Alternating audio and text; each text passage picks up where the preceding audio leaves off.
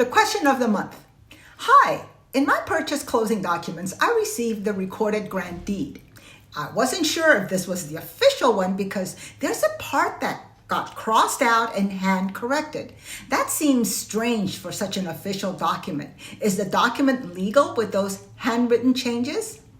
The answer. There are times when a document might have a typographical error when it was first prepared and then signed.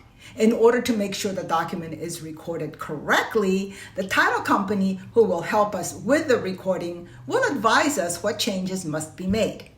In order that closing is not delayed, we will authorize it only if the change is a correction and not a substantive change. In the case of your deed, there was a typographical error to the tax assessor's parcel number. If we did not correct it at the time, the assessor's office would have come back weeks after closing and asked that the document be corrected, re-signed, re-notarized, and then re-recorded so that their process of transferring the tax bill to you could be completed. Although we wish that we did not have to make these changes, to answer your question, yes, the way the document is changed, even if it is by hand, is legal and necessary. This is my educational moment. Let's face it, we are not perfect.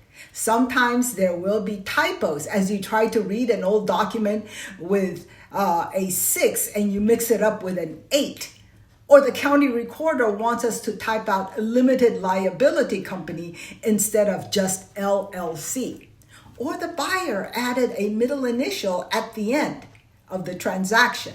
Sometimes these changes have to be made on documents that were already signed and notarized.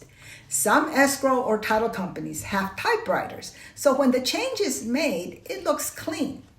If there are no typewriters, because that is one office equipment that got lost by the wayside when the computer came into being, when there are no typewriters, then the change will have to be made by hand.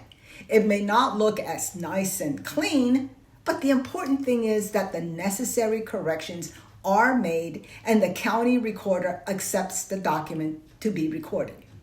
Once it is recorded, the document becomes set, can no longer be changed, and is made a part of public record.